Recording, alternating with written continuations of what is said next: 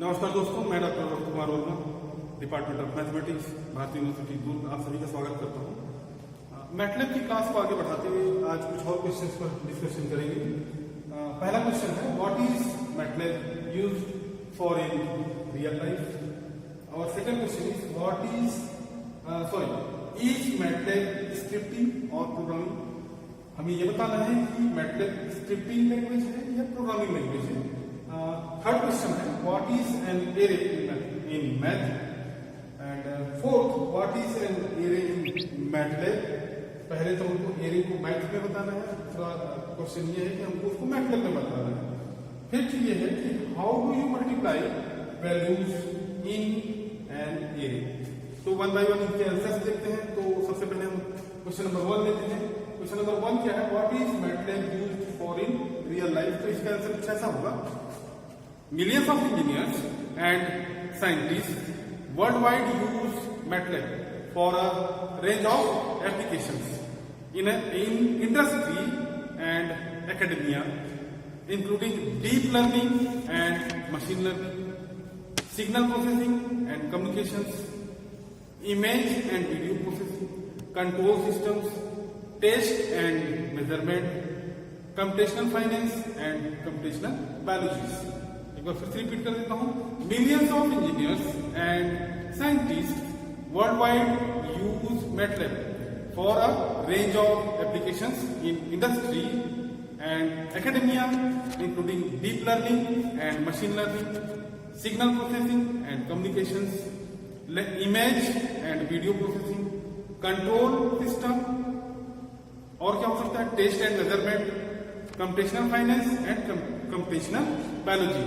तो ये इस तरीके से इसका इंग्लिश में आंसर हुआ। अब हम देखते हैं हिंदी में आंसर। तो हिंदी में सबसे पहले क्वेश्चन देखें क्या है, वास्तविक जीवन में मैटलैब का उपयोग किस लिए किया जाता है, ये हमारा क्वेश्चन है। तो इसका जवाब कुछ ऐसा होगा, दुनिया भर में लाखों इंजीनियर और वैज्ञानिक मैटलैब का उपयोग उद्योग और शिक्षा जगत में कई तरह के अनुप्रयोगों के लिए करते हैं।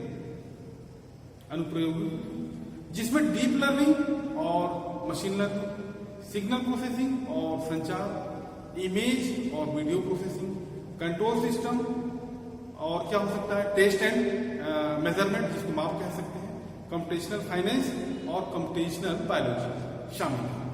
तो ये इसका हिंदी में आंसर हुआ। अब हम देखते हैं नेक्स्ट क्वेश्चन। नेक्स्ट क्वेश्चन ये है, इज मैटलैब स्क्रिप्टिंग और प्रोग्रामिंग। अभी तक हमने क्वेश्चन नंबर 1 का आंसर दिया है। क्वेश्चन नंबर 2 का आंसर देखते हैं क्या हो सकता है। तो इसका वन लाइन आंसर क्या होगा, स्क्रिप्टिंग लैंग्वेज। मैटलैब जो है स्क्रिप्टिंग लैंग्वेज है। MATLAB is a scripting language that can be used to generate very sophisticated programs.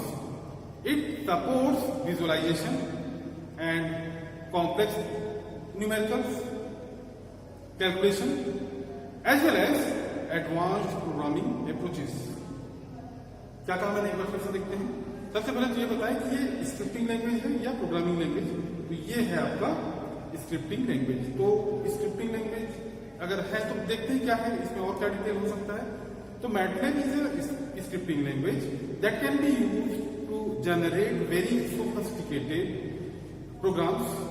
It supports visualization and complex numerical calculations as well as advanced programming approaches। तो ये रहा इसका English में answer. तो इस question का हिंदी में आंसर क्या हो सकता है, ये देखते हैं। तो हिंदी में आंसर देने के पहले सबसे पहले हम क्वेश्चन जानने की कोशिश करते हैं, क्वेश्चन का हिंदी संस्करण क्या है। तो मैटलैब स्क्रिप्टिंग लैंग्वेज है या प्रोग्रामिंग लैंग्वेज, ये हमारा एक्चुअल क्वेश्चन है। तो एक्चुअल में इसका आंसर क्या है, मैंने बताया अभी तक, स्क्रिप्टिंग लैंग्वेज। तो मैटलैब एक स्क्रिप्टिंग भाषा या लैंग्वेज है जिसका उपयोग बहुत परिष्कृत प्रोग्राम उत्पन्न करने के लिए किया जा सकता है। यह विजुअलाइजेशन और जटिल संख्यात्मक गणनाओं के साथ साथ उन्नत प्रोग्रामिंग दृष्टिकोणों का समर्थन करता है। अब हम आते हैं क्वेश्चन नंबर 3 पर, जो कि हमारा अगला क्वेश्चन है, what is an array in math. तो हमारे जो क्वेश्चन अभी तक हो चुकी है। तो इसके लिए जो आंसर है वो कुछ ऐसा होगा, an arrangement of objects, pictures और numbers in rows and columns is called an array. Arrays are useful representation of multiplication concept. Among other ideas in mathematics, this array has 4 rows and 3 columns. It can also be described as 4 by 3 array. क्या कहा मैंने, एक बार से ध्यान से सुनिए. An arrangement of objects, pictures or numbers in rows and columns is called an array. Arrays are useful representations of multiplication concepts. Among other ideas in mathematics, this array has 4 rows and 3 columns. It can also be described as a 4 by 3 array. तो इसको हम हिंदी में समझने की कोशिश करते हैं. तो सबसे पहले हम देखें इसका सवाल हिंदी में क्या है. तो हिंदी में इसका सवाल यह है कि गणित में एक सरणी क्या है. तो इसके लिए मैंने आंसर ये दिया है कि पंक्तियों और स्तंभों में वस्तुओं, चित्रों या संख्याओं की व्यवस्था को एक सरणी कहा जाता है. सरणी गुणन अवधारणाओं गणित में अन्य विचारों के बीच के उपयोगी प्रतिनिधित्व है. उदाहरण के लिए सरणी में 4 पंक्तियां और 3 स्तंभ हैं. इसे 4/3 सरणी के रूप में भी वर्णित किया जा सकता है. हमारा नेक्स्ट क्वेश्चन है, what is an array in MATLAB. तो इसका आंसर कुछ ऐसा होगा. तो इसका जो है 4th क्वेश्चन जो है, what is an array in MATLAB. तो इसका जो आंसर है वो ये हो सकता है, N array is the most fundamental data type in MATLAB. In MATLAB, as in many traditional languages, arrays are a collection of several values of the same type. The string and number data type formerly presented are particular cases of arrays. A matrix is an array with 2 dimensions. मतलब matrix को भी हम array के form में कह सकते हैं, लेकिन 2 डायमेंशंस के फॉर्म में होगा. तो एक बार फिर से मैं इसको रिपीट कर देता हूं, समझने की कोशिश कीजिए. An array is the most fundamental data type in MATLAB. In MATLAB, as in many traditional languages, arrays are a collection of several values of the same type. The string and number data type formerly presented are particular cases of arrays. A matrix is an array with 2 dimension. ये अपन example दे सकते हैं. अगर हम इसको हिंदी में समझने की कोशिश करें तो हमारा सवाल कुछ ऐसा है.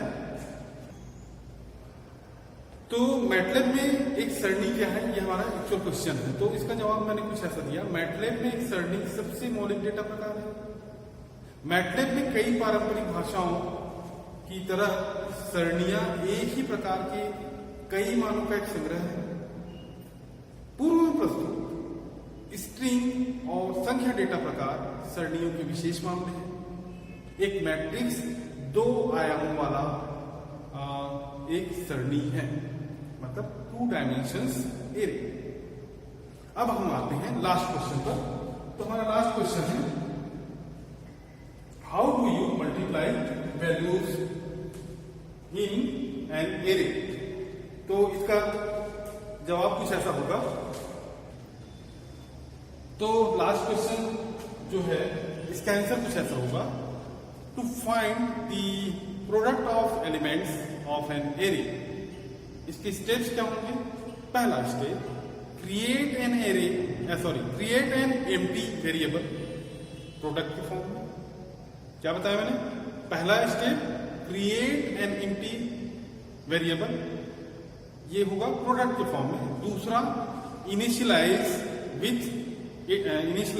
It with 1. थर्ड स्टेप होगा, इन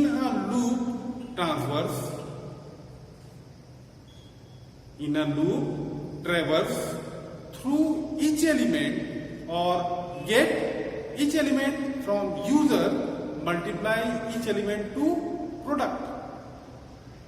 क्या कहा मैंने? In a loop traverse through each element और get each element from user multiply each element to product. Fourth step में जो होगा वो क्या हो सकता है? Print the product. एक बार मैं फिर से रिपीट कर देता हूं क्या क्या स्टेप्स हो सकते हैं। तो to find the product of elements of an array, उसके स्टेप्स, पहला step create an empty variable, ये होगा प्रोडक्ट के फॉर्म में।